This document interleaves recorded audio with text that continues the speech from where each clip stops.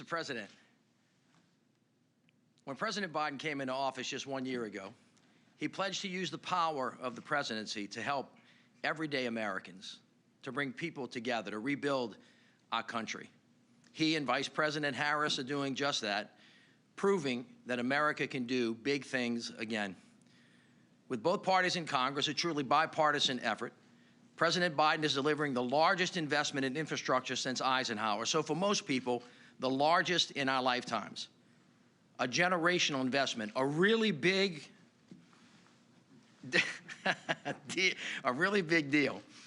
60 days ago, President Biden gave me a mission upon signing the Bipartisan Infrastructure Law to help build a better America. It should not go unnoticed that the key part here is better. So what does a better America look like? Better looks like modern roads and bridges, rail and transit, so we can get to school and work on time. Better looks like high-speed internet so that all of our kids have the tools they need to learn, so farmers can use precision agriculture, and so that seniors can access telemedicine and so much more. Better looks like removing lead pipes, cleaning up abandoned oil and gas wells that dirty communities, building 500,000 electric vehicle charging stations that prepare us for our future. Better looks like creating good-paying union jobs, a top priority for this president.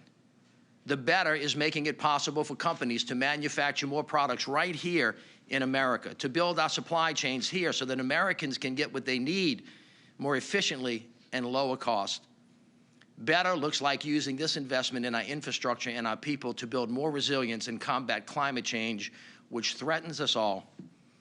And finally, and most importantly, better looks like rebuilding America in ways that move all of us forward with equity at the center of everything that we do, so that no community and no person is left behind, because we are better together and because diversity is this nation's greatest strength. That is what building a better America looks like. Mr. President, your team has hit the ground running. 60 days in, billions of dollars are headed to the people of America through the states, local governments, territories, and tribes. We're breaking down silos across agencies. This is a one-team, one-fight mission to build a better, stronger America. And since we haven't spent this kind of money on infrastructure in generations, we're also talking about how to do it with accountability, making sure we can be good stewards of the taxpayers' dollars and deliver results on time, on task, and on budget. Mr. President, with this cabinet and the partners we have on the state and local level, with community leaders and the people of this great nation, we are up to the challenge. It won't be easy. Nothing worth doing, if ever is. So, Mr. President, you set a very high standard, but we're going to put our shoulder to the wheel, and we're going to get it done for our beloved country. Thank you. Please welcome the President of the United States.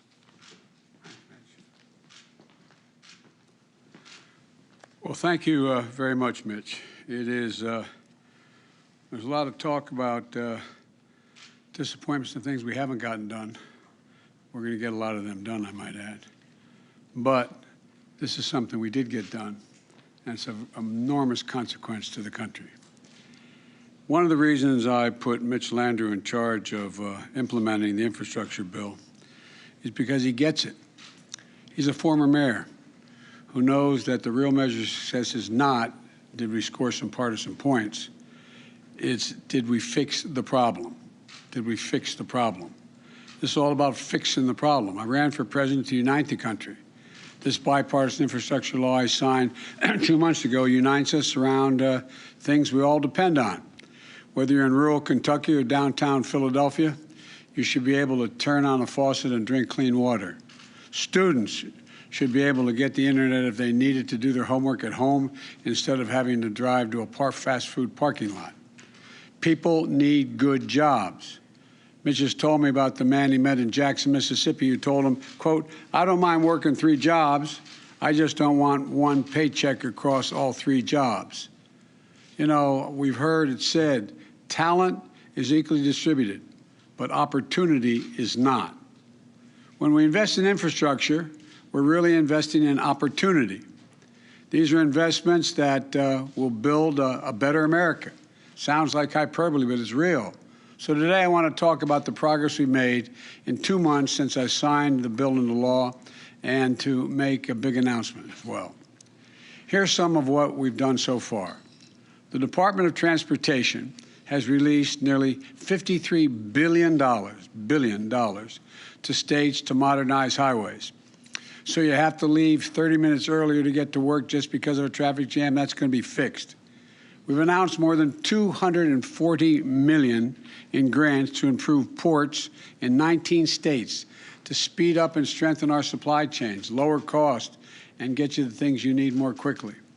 We've announced $3 billion for over 3,000 airports around the country to make them more modern, safe, and sustainable. And we're kicking off the largest investment in affordable, reliable, high-speed internet in our nation's history, $65 billion to get to every corner of our country connected, urban, rural, and suburban. Our infrastructure work also protects health, cleans up the environment, and helps us fight climate change.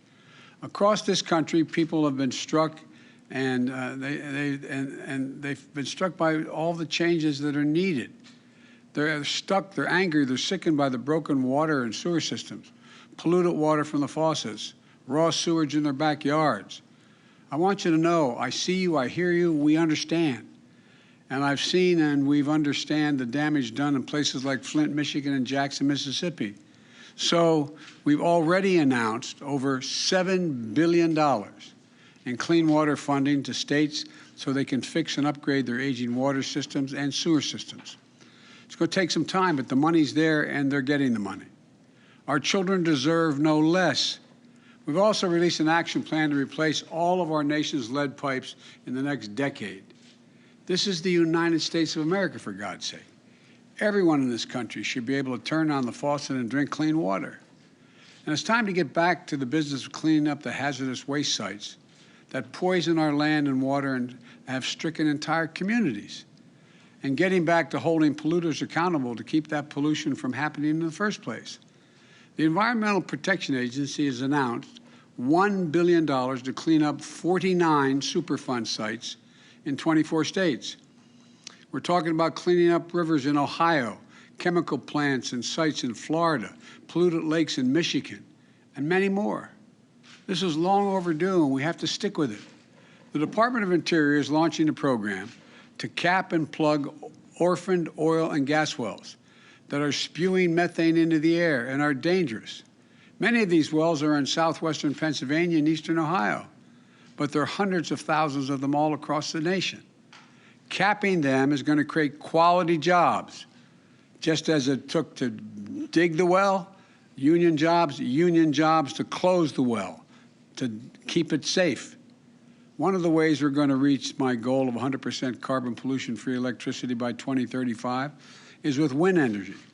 I visited one of the renewable energy labs in Colorado about a month ago and saw technologies being developed there. And just this week, the Department of Interior also announced the largest ever offshore wind lease sale, which could generate enough clean energy to power nearly 2 million homes and create thousands of jobs in manufacturing, construction, operations, and maintenance. It's just the beginning. Jobs that can't be outsourced. We've also seen the impact of extreme weather, taking down transmission lines, leaving cities and communities dark for weeks. So the Department of Energy launched a new initiative to speed up our efforts to strengthen our energy grid with new and upgraded transmission lines and towers, keeping the power flowing for Americans with cleaner, cheaper, and more reliable energy. And that's going to happen. It's going to make a big difference. I also want to be clear. We're in this to win. And, you know, there's a lot of work underway. And it's going to create a whole lot of jobs. And that brings me to the announcement I want to make today. It's just part of the infrastructure bill. My bipartisan infrastructure law includes the largest investment in our nation's bridges since the creation of the interstate highway system. Bridges to connect us, bridges to make America work. Across our country right now, there are 45,000 bridges, 45,000, that are in poor condition. We're seeing photos of some of them behind me in all 50 states.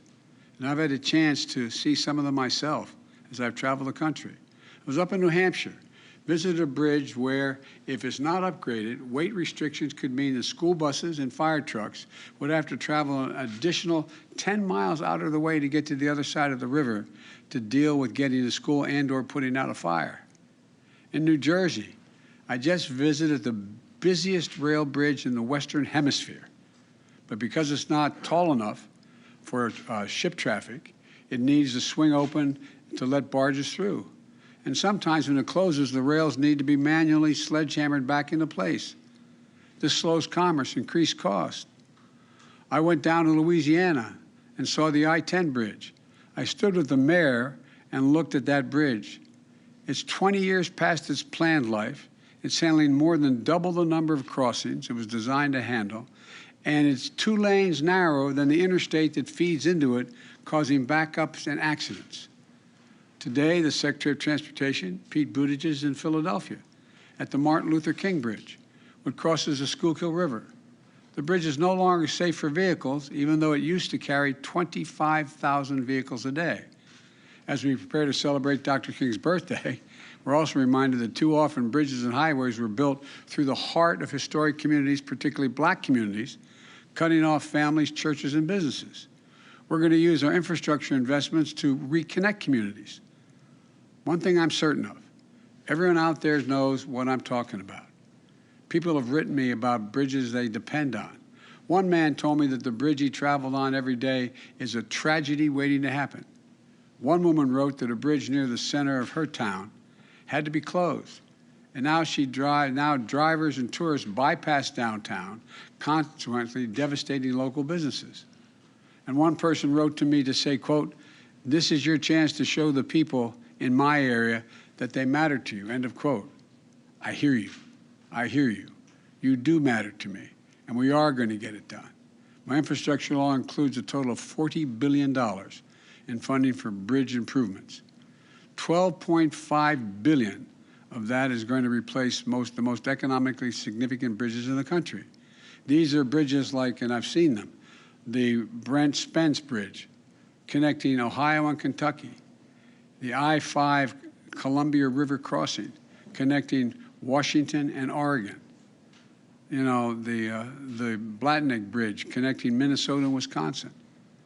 But about 2/3 of the bridges in need of repair in this country are considered what they call off-system, because they're not directly connected to the interstate highway system. These are the bridges that are often overlooked when decisions are being made, but they are essential for small towns, rural towns, farmers to get their products to market, small businesses to be able to serve customers. These are the bridges that, when they're closed, shut off deliveries and routes to school, work, and home. They create longer delays for first responders when every second counts. So we've included $27.5 billion for smaller bridges, including dedicated funding for those off-system bridges I just described. And because maintaining these bridges is often the responsibility of counties or towns whose budgets are stretched thin already, we decided to get rid of the requirement that counties or towns share in the cost. The federal government is going to pay for 100% of the cost for repairing these small bridges.